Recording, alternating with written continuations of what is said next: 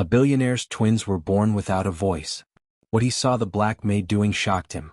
Did you really think no one would notice? Darius Blackwell's voice cut through the silence of the mansion like a sharp blade. He held a video on his tablet, his sharp brown eyes fixed on Evelyn Carter, who stood in the center of the luxurious living room. The 28-year-old did not look away. Her hands were still at her sides as if she were accustomed to accusations from powerful men. Mr. Blackwell, what exactly are you accusing me of? Of manipulating my children. Darius exploded, gesturing toward the hallway where the 3-year-old twins rested. Noah and Caleb were born with a rare neurological condition. They never spoke, not a word in their lives, and suddenly after Evelyn arrived they were responding. Evelyn had been hired just 6 weeks ago as a live-in maid. Impeccable references, caregiving experience. But Darius had always seen her as just another temporary employee. After all, no therapist or specialist in 3 years had made any real progress with the boys. Dr. Harris showed me this recording from the baby monitor, Darius continued, pressing the screen. You were talking to them as if they could understand you, singing lullabies my late wife used to sing. How the hell do you know these songs? Lena's death during childbirth had turned Darius into a fortress of bitterness. The boys were a constant reminder of his loss, and he had built a cold, distant routine, delegating all care to specialists. Evelyn took a deep breath. Mr. Blackwell, your sons are not empty shells. They feel. They hear. They recognize voices. Just because other people can't connect with them doesn't mean they're incapable. You're being paid to clean and organize, not to play speech therapist. Darius yelled, his face red with anger. These boys will never talk. Any progress you think you're seeing is an illusion. Then something strange happened. From the hallway came a muffled, almost imperceptible sound. A faint but deliberate murmur. Darius froze. Evelyn smiled subtly. Perhaps we should go check on the boys, Mr. Blackwell? I think they want to join this conversation. At that moment, Darius noticed something in Evelyn's gaze that he hadn't noticed before. It wasn't subservience or fear. It was the quiet confidence of someone who held a secret too powerful to be revealed before the right time. If you're curious to find out how a simple maid was about to revolutionize the life of a billionaire family, be sure to subscribe to the channel because what happened next completely changed the rules of the game. Darius marched down the hall toward the twins' room, Evelyn calmly following behind him. What he saw when he opened the door left him momentarily speechless. Noah was sitting up in bed, his lips moving, trying to shape a sound. His eyes followed every movement, alert and focused in a way Darius hadn't seen in years. Caleb, on the other side of the room, was clutching a toy tightly, his mouth forming soft hums, deliberate rhythmic attempts to speak. This is impossible, Darius murmured, his certainties collapsing. Dr. Patterson was clear about their condition. Evelyn slowly approached Noah, who immediately stretched his arms toward her. Hello, my love, she whispered softly. Did you miss us? The boy made a sound that, while not a full word, had all the characteristics of a response. Caleb, sensing her presence, let out a similar noise, his eyes shining with recognition. They're responding, Darius said, more to himself than to Evelyn. But that contradicts 3 years of medical diagnosis. Evelyn turned to him, her eyes shining with a mixture of patience and determination. Mr. Blackwell, when was the last time you really spent time with your children? Not just reading reports or listening to nurses, but sitting here on the floor talking to them? The question hit Darius like a punch in the stomach. The truth was brutal. Since Lena's death, he had turned the boys into cases, not children. Every interaction was mediated by professionals. Every moment structured by strict therapy schedules. I have responsibilities, Darius stammered, his voice losing its previous authority. The company, the treatments, the experimental programs. Of course, Evelyn replied, not with sarcasm, but with an understanding that somehow made it all worse. It's easier to pay other people to take care of what you can't face. At that moment, Caleb did something extraordinary. He looked directly at his father and reached out a small trembling hand toward him. It was a simple gesture, but loaded with a kind of communication that transcended spoken language. Darius instinctively recoiled. They can't. The doctor said there's no real consciousness, just reflexes, he whispered. Evelyn picked Caleb up with an ease that suggested months of practice, not weeks. Do you know what the difference is between me and all these expensive specialists you hire? she asked softly, rocking the boy. I never doubted they were whole people, trapped inside bodies that just need someone patient enough to listen. It was then that Darius noticed details he had overlooked. The walls of the room, once sterile white, now had colorful drawings taped to them. The toys weren't clinically lined up, they were scattered the way real children play. Soft music played from a small speaker, not cold therapeutic tones but real children's songs. You changed this room without permission, he said. But his voice had lost all indignation. I changed this room from a hospital to a home, Evelyn corrected gently. And I'll tell you something that might shock you even more. Your sons have distinct personalities. Noah is more observant. He loves stories. Caleb is more active. He lights up when I sing to him. They have preferences, Mr. Blackwell. They have feelings. Darius sank heavily into the small armchair in the corner, watching Evelyn interact with the boys with an ease he had never been able to develop. It was like watching someone speak a language he should have known but had completely forgotten. My wife, he began, his voice catching. Lena used to say they could hear everything even in the womb. She talked to them all the time. Evelyn nodded softly. She was right. And they still can. The question is, are you ready to listen back? Noah, as if understanding the conversation, turned to his father and made a long sound, soft, shaky, but dangerously close to Dada. Darius felt tears he hadn't shed in years burning his eyes. But what Darius couldn't have imagined was that this conversation was being recorded. And Evelyn had many more secrets than he could ever suspect. What she planned to do with those recordings would not only change the lives of that family but open Darius's eyes to a truth about his own past that would devastate him. Over the next 2 weeks, Darius hired 3 new specialists to evaluate the twins. Dr. Stevens, an internationally renowned pediatric neurologist. Dr. Patel, a behavioral therapist with a PhD from Harvard. Dr. Chun, a child development specialist with publications in prestigious medical journals. They all came to the same disconcerting conclusion. The progress observed in the boys was clinically impossible according to their previous diagnosis. Mr. Blackwell, Dr. Stevens said after his 3rd evaluation, I need to be frank. What I'm seeing here fundamentally contradicts everything we know about severe speech delay with neurological impairment. These children are demonstrating cognitive awareness, deliberate vocal control, and social recognition at levels that simply shouldn't exist. Darius watched through the security camera as Evelyn worked with the boys in their room. She had created a completely unconventional routine, gentle speech and sound exercises that looked more like play than therapy, long conversations, as if the boys could understand perfectly, and something the doctors called unstructured sensory stimulation. Basically, letting them explore textures, sounds, and movements freely. This isn't scientific, Darius muttered. But he couldn't deny the results. Then Evelyn received an unexpected call. Dr. Margaret Lynn, a retired neurobiologist who had been Lena's colleague in medical school, asked to visit them.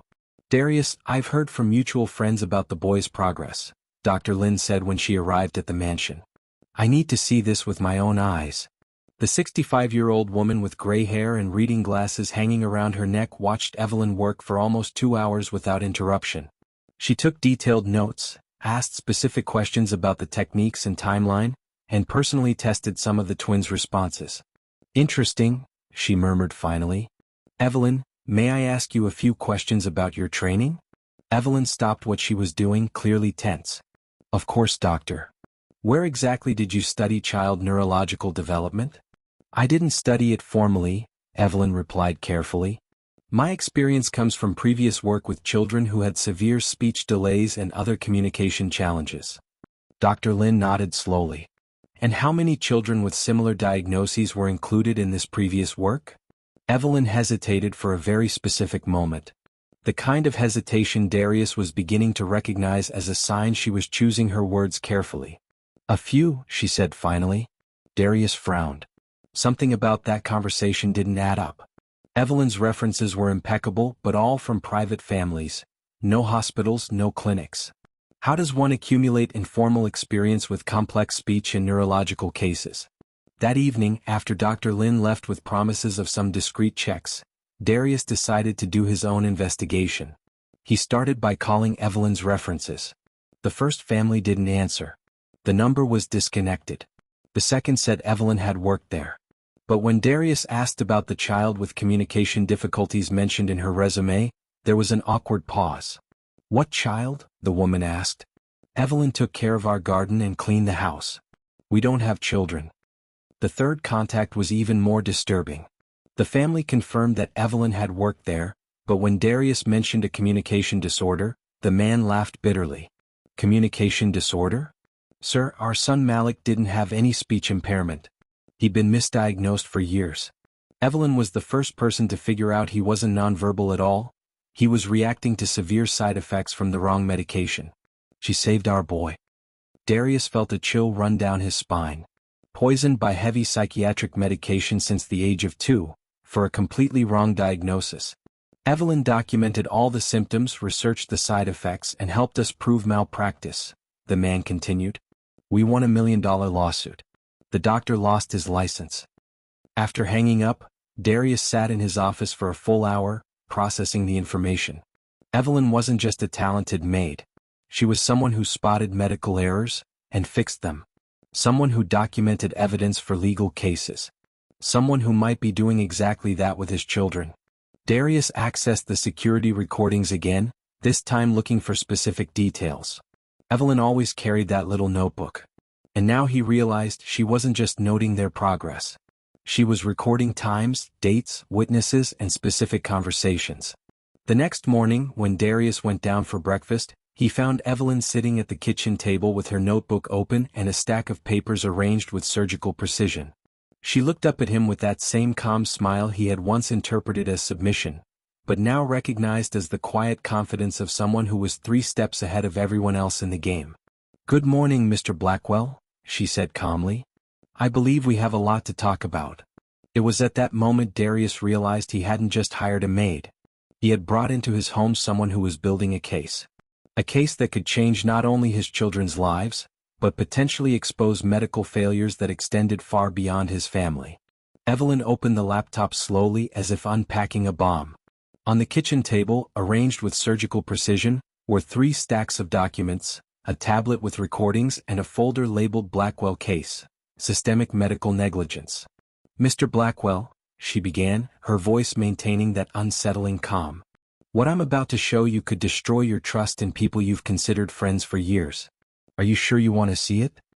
Darius sat down heavily in the chair opposite her, the coffee growing cold in his trembling hands. "Show me everything." Evelyn slid the first document across the table. It was a copy of the twins' original medical records, but with handwritten notes in the margins. "Dr. Harris, your trusted neurologist, made these observations 3 weeks after the boys were born. Read what's underlined." Darius read aloud, his voice catching. "Neurological reflexes within normal parameters. Consistent response to stimuli. I recommend reassessment in 90 days to monitor speech and developmental milestones." He looked at Evelyn, confused.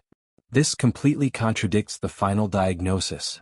"Keep reading," Evelyn instructed, pointing to a later date. Blackwell family requested more conservative diagnosis due to life insurance and trust fund implications. Darius paused, rereading the sentence 3 times. "What does that mean?" Evelyn opened her tablet and played an audio recording. "I recorded this 2 weeks ago when Dr. Harris came for the boys' routine evaluation. Listen."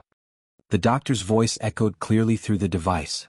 "Evelyn, between us, these boys have always had the potential for significant recovery. But Darius was, let's say, emotionally fragile after losing Lena. I thought it would be easier for him to accept a definitive diagnosis of permanent disability than to live with the uncertainty of unpredictable development." The recording continued.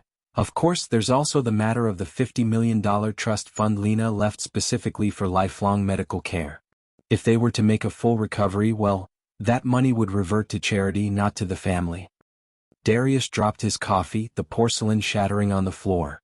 "He's lying. That's impossible." "There's more," Evelyn said calmly, playing a second recording. "Harris, how much longer do you need to keep up this charade? The boys are clearly responding to complex stimuli." Dr. Stevens' voice echoed, followed by Harris's cold reply, "Relax, Stevens. Darius will never question it. He needs to believe his sons are permanently disabled. It's the only way he can live with his guilt over Lena's death. And frankly, $200,000 a year in specialized consultation split among our network isn't a bad deal. Darius' face drained of color. Network, he whispered. Evelyn opened a third folder, revealing an elaborate organizational chart. 12 doctors, Mr. Blackwell.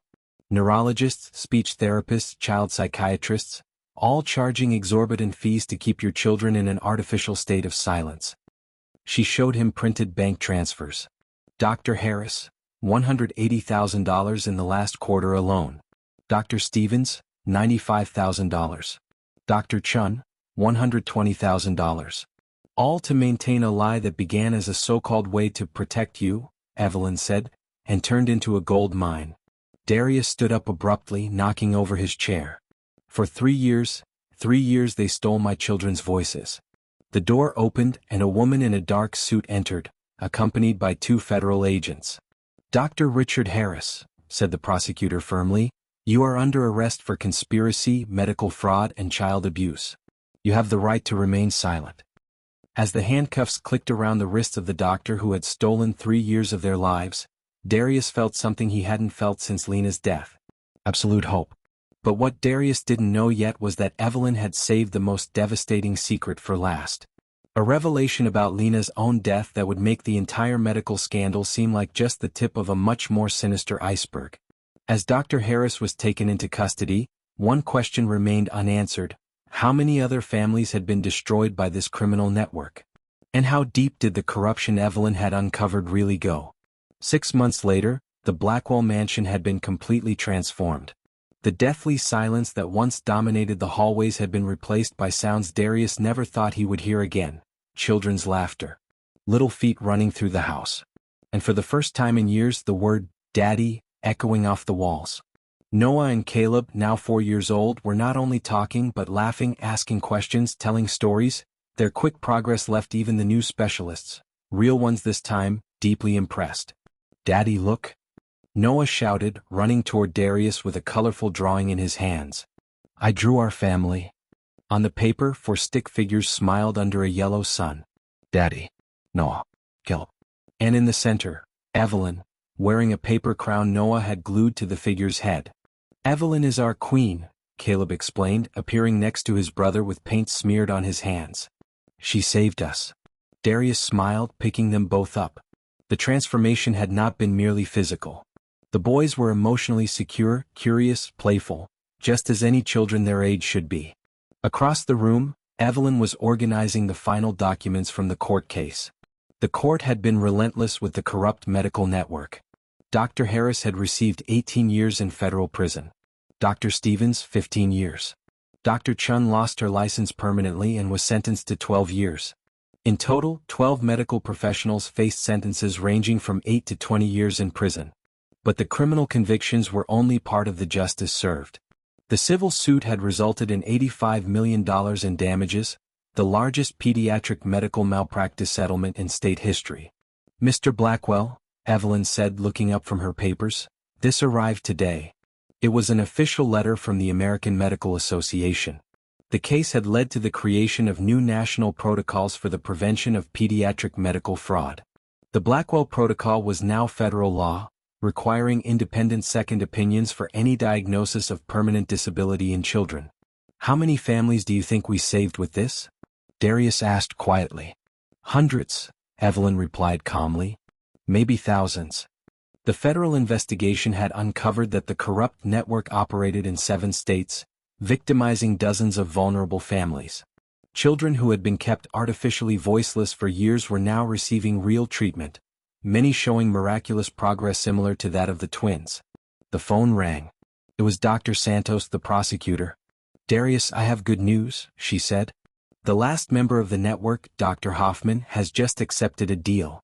20 years in prison in exchange for full cooperation. We now have evidence that goes beyond your case. They've been running this scheme for almost a decade. When she hung up, Darius looked at Evelyn, who had stopped sorting papers and was watching the boys play. You knew, didn't you? He asked. From day one you knew what they were doing. Evelyn nodded. I recognized the signs, the medications, the dosages, the behavior. I'd seen it before. Why didn't you tell me right away? Because you wouldn't have believed me, she replied honestly. You needed to see it for yourself. You needed to choose your children over your comfort zone. Darius was about to respond when Noah came running up, holding a picture book. Evelyn, will you read to us? He asked, climbing onto her lap with the ease of someone who had always done so. Of course, sweetheart. As Evelyn read, Caleb settled down on the other side, and Darius realized he was witnessing something he had missed for years, a real family functioning as it should. Later that night, after the boys had fallen asleep, Darius found Evelyn in the kitchen preparing the nighttime snack the boys always asked for. Something she had introduced as part of their new bedtime routine. A small, warm ritual that made them feel safe. Evelyn, he said, I want to make you an offer. She looked at him, waiting. The charitable foundation I'm setting up with part of the settlement. I want you to be the director. Your job would be to find other children in similar situations, train professionals to recognize signs of medical neglect, and create protocols to protect vulnerable families. It's important work, she said carefully. It's the most important job in the world, Darius corrected. And you're the only person I know who can do it. Evelyn smiled softly. I'll consider it on one condition. What is it? That the boys always know they can count on me, no matter my position or title. They need stability. Evelyn, you don't understand, Darius said, his voice catching slightly. You're already part of this family. The adoption papers were approved this morning. You're officially their legal mother, if you want to be. The tears Evelyn had been holding back for months finally fell. I want to. From the hallway came a soft noise. They both turned to see Noah and Caleb peeking through the door, huge smiles on their faces. We heard everything, Caleb said. Is Evelyn our real mom now? Noah asked. If she wants to be, Darius replied. I want to, Evelyn repeated, opening her arms to welcome the two boys who ran straight toward her. At that moment, Darius realized he had gained more than justice. He had gained a real family, not built on blood or tradition but on love, dedication and courage. 3 years later, the Evelyn Blackwell Foundation had helped more than 200 families uncover misdiagnosis and fraudulent treatments. Evelyn had become an internationally recognized voice for children's rights. The twins, now 7 years old, were thriving, bright, curious and emotionally strong. And Dr. Harris? He was still serving his sentence in federal prison, with plenty of time to reflect on how greed had destroyed not only innocent lives but his own. Evelyn's story proved that sometimes the person everyone underestimates is the one with the power to change everything. She turned 3 years of injustice into a lifetime of purpose, saving not only Noah and Caleb but hundreds of other children. The best revenge is not to destroy those who hurt you. It is to build something so powerful that it makes the truth impossible to ignore. If this story of courage and justice touched your heart, subscribe to the channel to hear more stories of people who turned their greatest defeats into the most inspiring victories. Not just that, Evelyn said, her voice hardening for the first time. Look at these prescriptions. She spread dozens of documents across the table. Clonazepam in doses that would cause a coma in adults, administered daily. Risperidone prescribed to control agitation in children who were never agitated. Drugs that literally prevented normal neurological development. Evelyn opened another section of the tablet. And these, she said, are the toxicology tests I had done secretly using hair samples from the boys. The screen displayed graphs with alarming numbers, levels of sedatives that would be considered child abuse in any court in the country. For 3 years, Mr. Blackwell, Evelyn said steadily, your children were kept in a chemical stupor. Not for treatment, but to sustain a fraud industry built on your family's tragedy. Darius's phone rang. Dr. Harris. Evelyn smiled for the first time during the entire conversation. Are you going to answer it? She asked softly. Or would you rather hear about my conversation with the district attorney scheduled for 3 o'clock this afternoon first? Darius stared at the phone as it rang insistently. District Attorney Dr. Maria Santos, specialist in white-collar crime and medical fraud. She had already reviewed all the evidence.